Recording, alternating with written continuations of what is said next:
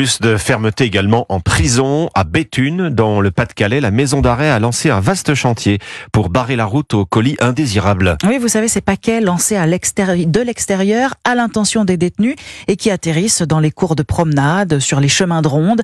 L'établissement a dépensé 800 000 € pour installer des aménagements anti-projection, rehausser les clôtures, installer des grillages aux fenêtres, des clôtures opaques. Reportage du correspondant d'Europe 1, Lionel Gougelot. Ces lancers de projectiles en direction de la prison, située presque en centre-ville, étaient devenus un véritable fléau. Certains complices de détenus allant même jusqu'à pénétrer dans l'école voisine, raconte le maire de Béthune, Olivier Caquer. Nous avions aussi une recrudescence de jeunes qui rentraient dans l'école pour jeter des colis. C'était devenu insupportable et ça crée un vrai sentiment d'insécurité. Alors il a fallu entamer d'importants travaux de sécurisation au sein même de la prison. Vous pouvez voir la clôture de 6 mètres de haut qui doit permettre d'intercepter les éventuels colis projetés depuis la rue. Pour empêcher de faire pénétrer ce que les surveillants appellent les missiles contenant de la nourriture, mais aussi des cartes SIM de téléphone, de l'alcool ou de la drogue.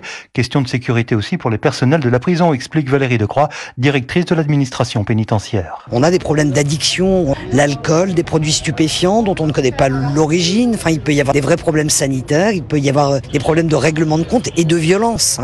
Notre travail, c'est de protéger également les personnels qui se trouvent au milieu de tous ces enjeux. Des aménagements qui ont déjà permis de réduire sensiblement les projections vers la prison, avec une surveillance renforcée autour de l'établissement pénitentiaire et de l'école voisine. À Béthune, Lionel Gougelot.